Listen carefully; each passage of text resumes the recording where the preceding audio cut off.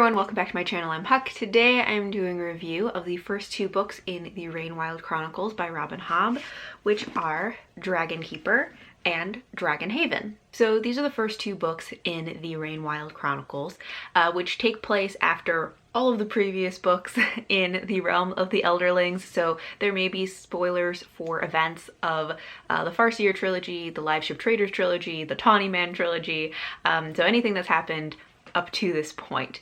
But in the Live Ship Traders trilogy, we were first introduced to the dragon, Tintaglia, and also the serpents. And we learned there that the serpents are actually going to cocoon and then become dragons. And that's kind of where we start in the Rain Wild Chronicles, is that these dragons or these serpents have cocooned and they are about to hatch, and that is one of the first events, is them hatching. But when they do hatch, we find out that they are not exactly what everyone was expecting, because they come out actually very weak, and they have stunted growth, and they're not really able to like hunt or take care of themselves. And the people of the Rain Wilds were expecting the dragons to be able to almost immediately like hunt for themselves and take care of themselves, but they can't. And so now the people of the Rain Wilds have to take care of them and hunt for them, which is very difficult because these are very large creatures that need a lot of food. They also had been expecting to have more help from Tintaglia, because she had made a deal with them that in exchange for, taking care of these dragons, that she would protect them from invaders. But since the events of the Tawny Man trilogy, when Tintaglia discovered that ice fire exists, she's just abandoned them. And so now the people of the Rain Wilds don't really know what to do with these dragons that they really don't have the resources to take care of. So they end up deciding, along with the dragons, that the dragons should go try and find this kind of lost elderling city called Kelsingra, which may or may not exist, but the dragons have this kind of vague ancestral memory that Kelsingra exists and that dragons used to live there with elderlings. And so the people of the Rain Wilds are kind of like, this is a great idea, just like leave, go find that. And they're kind of expecting that the dragons will not come back. They think the dragons are too weak for the journey and will probably just die along the way. And our main characters get caught up in this when they are recruiting for dragon keepers and people to help the dragons in this journey. However, the expectation is kind of that these people may also die along the way and never come back. So we're following multiple points of view in this series. One of those points of view is one of the dragons who is traveling, but we have mostly human points of view. One of them is Thymara, that she was raised in the Rain Wilds, and she was supposed to be killed as a baby because she was too touched by the Rain Wilds, and that means that they expect her to not have a very long life anyway and have other health problems and things, so usually they would have just kind of exposed the baby. But her father saved her and raised her, but she doesn't really have much of a future in the society of the Rain Wilds. And so she decides to go on this journey with the dragons to hopefully find some kind of future for herself, or at least have an adventure along the way. Our other main character is Alice, who is a noblewoman who is in a very unhappy marriage. Her husband is very cruel to her. And she is very scholarly. She has been studying dragons like her whole life, and has read so much about them and just been studying everything she can find. And so she jumps at the chance to be able to see the dragons and travel with them, and that's how she gets involved in this whole journey. And then there are, other side characters who less frequently get points of view during the story. And then, there are lots of other dragon keepers, and of course drama ensues when you have a group of people who are kind of stuck together as they are going and traveling along the Rain Wilds in search of Kelsingra. So that is pretty much the plot of these first two books, at least, is that they are traveling along the Rain Wilds in search of this lost city that may or may not exist. And I decided to review the first two books together because, for one thing, I didn't have a lot to say about the first book, but a lot of that is because these first two books were originally written as one book, which was then split by the publisher because it was getting too long. But you can very much tell that they were originally written as one book. The first book doesn't really have a full story arc to it. It definitely feels like it just kind of ends in the middle of a story, and it's mostly just setup, which is why it would have been hard to really review or have like opinions about it. And also it ends very abruptly, and it doesn't really have a conclusion. It just sort of like stops in the middle of the story. And then the second book just picks up immediately afterwards because they were originally supposed to be one book. So yeah, I originally had been planning to have read some other books in between, but decided to just binge both of them back to back and treat them as one book, which worked out well for me. I would definitely recommend that as a strategy for at least these first two books, is kind of treating them as if they are one book instead of two separate books, because they don't really have like individual story arcs. They're very much just one story arc over two books, and the first book's ending is fairly unsatisfying. So just a few spoiler-free thoughts before getting into the spoilery things. I mean, reading this series, I really enjoyed being back in this world. I know I do complain about Robin Hobb's books sometimes, but I do really enjoy them, and I like this world a lot, the realm of the Elderlings. The Rain Wilds is not my favorite location. I tend to like the Six Duchies a little bit better just as a location, but I generally was having a good time being back, you know, in the world of the realm of the Elderlings, and finding out, it was interesting to find out like what happened in this area of the world after the events of the live ship traders. I also listened to this series as audiobooks, which I think worked for me because there were a couple things, like the fact that the Rain Wilds is not like my favorite location in this world, and that I personally don't love the dragons. And so listening to the audiobooks just worked really well for me. They are very good audiobooks. I really enjoyed them. And I think it just made the story flow better for me. In this series, we do get some like tie-ins from previous series, both from like the live ship traders and from like at least seeing kind of the connection to other series, like the events from the Tawny Man trilogy.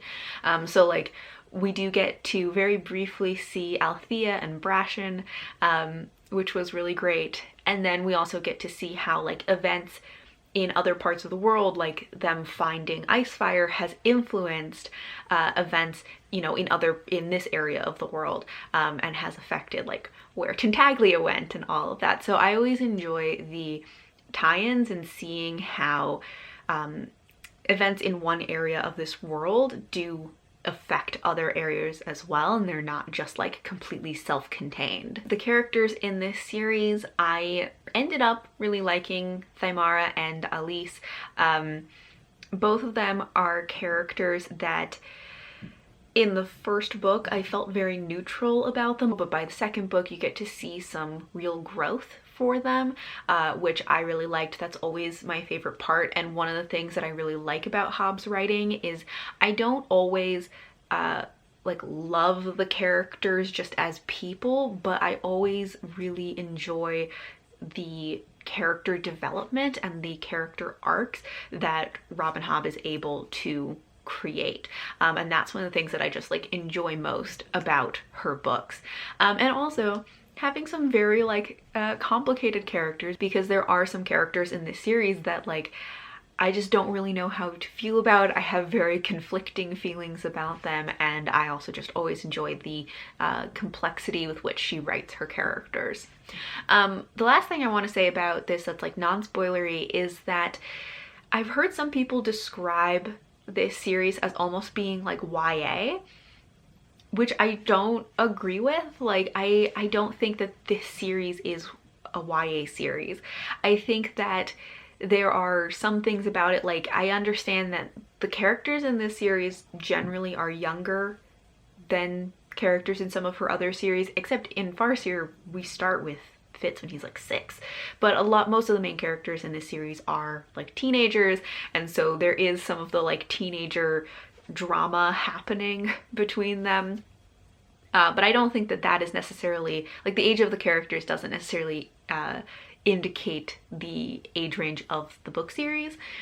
Also, I can see that this series so far has fewer, like, I don't know, just like horrible or devastating or things happen. Like, bad stuff definitely happens, and there are characters who you know, go through a lot, but just not in the same way or to the same degree that some of Robin Hobb's other series have done. One of the things that I kind of complain about in some of her other series is that I feel like Robin Hobb just kind of goes like, okay, what is like the worst outcome or like the saddest thing that could happen, and then we'll just do that, which I find frustrating sometimes, and also I feel like makes her books kind of predictable at times, because I can just go like, what's the worst case scenario? That's probably what's going to happen, and then it does.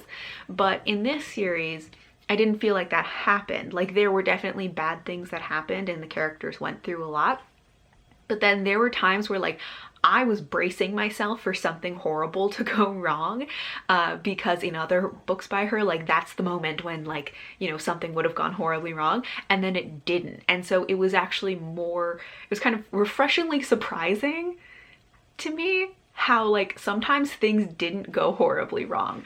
So I kind of enjoyed that about this series. But yeah, so I don't think that this series is YA, but it definitely is less like devastating than some of her other books. Let's now get into the spoiler discussion. I mostly just want to talk about the characters. So we'll start with Alice. And her character, overall, I ended up really liking her character. I like that she's very scholarly and passionate about learning about dragons, and she's one of those people that, like, I think people underestimate her, but she's really willing to just like do whatever she has to in order to like get the information that she needs in order to help her research. And I like how determined she is. She ends up, you know, on this journey, and it is really an opportunity for her to like come into her own, which I really liked that you know, arc for her. There were some points where I got frustrated with her because she's kind of oblivious to so much, and I didn't always understand why she was so oblivious about certain things, which got frustrating sometimes. But as I said, overall, I enjoyed her character, the arc that she goes through. I think that other people have very much underestimated her, and I think she's underestimated herself in the past, and I just really liked her character growth, and I'm excited to see where her character goes in the next 2 books. So next, let's talk about Thymara. So Thymara, also a character that overall I liked, but also was kind of frustrating sometimes. I really liked how much of like a survivor she is, and that like she's just so good at what she does. But I did get frustrated with her sometimes that she is also a character who's like very set in one mindset, and very like unable to think outside these like rules or this role that she has been taught. And there are points where it's like it doesn't even occur to her that like people don't always follow all the rules all the time. And just like can't even enter her brain that people may not follow the rules, or maybe will make their own rules. And so like sometimes that was a frustrating thing about her character. But as I said, I really liked her overall. I liked how, yeah, that she's like such a survivor. I ended up liking the way that she handled some of the like romance elements of the story in that portion where like Greft and some of the other characters are pressuring her, saying like, you have to pick one of the boys, you have to, you know, couple up with somebody. And she really just says like, no, I don't want to do that, I am not ready for that, and also don't want to like risk pregnancy. And I love it when characters really, you know what they want for themselves and their lives, what they are comfortable with, what their boundaries are, you know, what they're ready for, like whatever it is. And then they really stick to their guns about it. I don't care like if it slows down the plot. I don't care if it prevents a ship that I like. I love it when characters like really make a decision about themselves, for themselves and their life, especially if it's something that goes against the grain and people are pressuring them on, and they just like dig in their heels and say no to whatever it is. That is something that I will always root for those characters. So that was one of the things that really made me like her the most, is like, I don't care what problems this causes, like, yes, you go, you know, do what is right for you, and like, it doesn't matter, like, these are your boundaries, stick to them, don't let anybody pressure you. I loved it. Kind of related to that, we can talk about some of the side characters, especially Tats. So Tats, I liked his character overall. I like the idea of him and Thymara, and I do hope that they end up together. I feel like likely either he and Thymara will end up together, or he'll have some like tragic death or something. Knowing a Robin Hobb book, who knows? But I kind of hope they end up together. But there was a point in the book where I was like, I felt like, you know, he was doing really well, and then there's a point where he kind of loses points for me, when he gets into that whole thing with her about like, you're teasing me, and that like sex is the only way that you can show that you really care about me, and that like you have to choose somebody, and that he really like, he bought into that. I'm hoping that he grows from there, that maybe it's just that he like an issue of immaturity, and that he will grow as a person. And he seems like the kind of person who has real potential for growth, the kind of person who would learn, you know, over time. So I'm hoping for that for his character. Another side character that I really liked was Captain Leftrin. Like, also loved him. I like him and Elise together. I was really glad that they got together, and I just enjoy that he is kind of like, you know, rough around the edges, but he's a good person, and I like how much he just is so into Elise. So I'm really glad that they got together.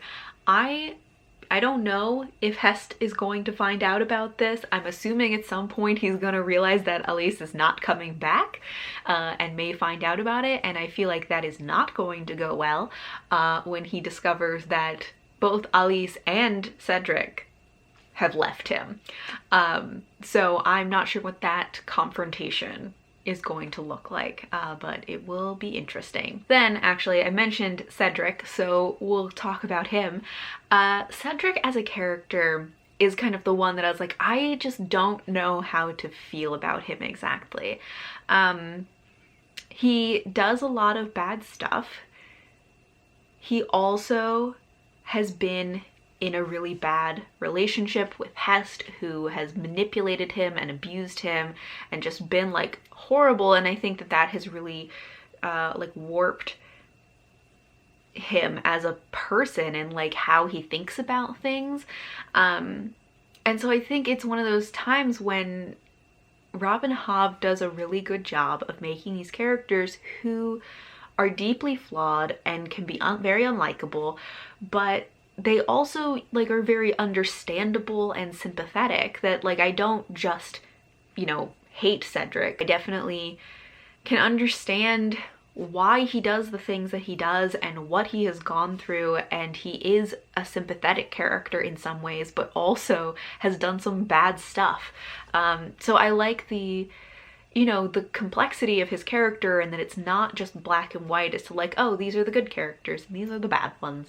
I do like that I think he also is a character who's starting to grow, and also I think starting to heal maybe, because I think towards the end he, you know, is letting go of that relationship with Hest and is starting to heal as a person, which is also helping him to grow. And that now he's like in a new relationship with this other the guy who's like one of the hunters, and I liked him a lot. He also is just like, seems like such a nice person who just seems very like reasonable and has good like emotional intelligence, seems like he's very emotionally present, and just seems like he's gonna be a really good like steady person. And I think it's gonna be really good. It has been very good for Cedric so far, and I think that it'll continue to be very good for him. So I really liked that character. I don't remember what his name was, but I really liked him. And I like the two of them. And then the last character or characters that I have to mention are Rapscal and Hebe, which, like, first of all, Hebe is a great name. But the two of them, I really enjoyed Rapscal, that he is that like golden retriever best friend. He's just so like positive and earnest, and you know, he just was like, he was actually a good friend to Thymara. And I really liked that Hebe was the first dragon to fly, because Rapscal and Hebe didn't let pride get in their way. You know, they practiced and weren't afraid to fail or look silly, and so they like accomplished something because they were willing to try, and they didn't let pride hold them back. And I just really liked that about both of them. I missed them while they were gone. I was like, I was worried that they were going to like actually be dead, but then they came back and it just was like excellent. So I'm glad that they are back. Other than that, I don't have too much to say about the plot. I feel like overall, this series, I have mostly positive things to say about it, maybe in comparison to some of her other series where I've complained a bit more. And I think part of that has to do with that I was listening to the audiobooks, and so I think I didn't feel as like bogged down or as frustrated if things were moving slowly, or if the books felt like they were maybe a little too long. But these ones I didn't get that feeling from, but maybe that's just because I was listening to the audiobook. I don't know.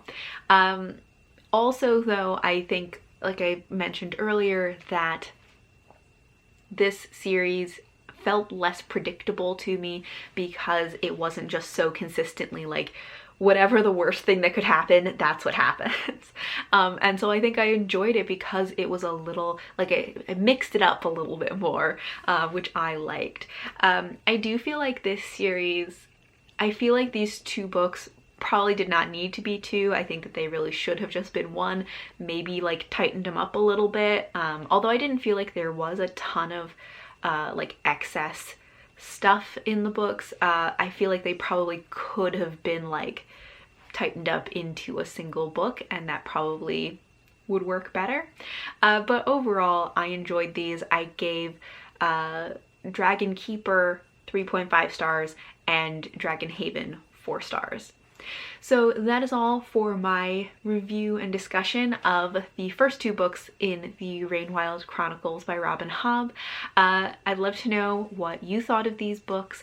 What do you think of them in comparison to the other series from her? Especially, I think it's interesting that this series is less like just horrible thing after horrible thing, and is that something that you liked or didn't like about this one? Anyway, thank you all for watching, and until next time, bye!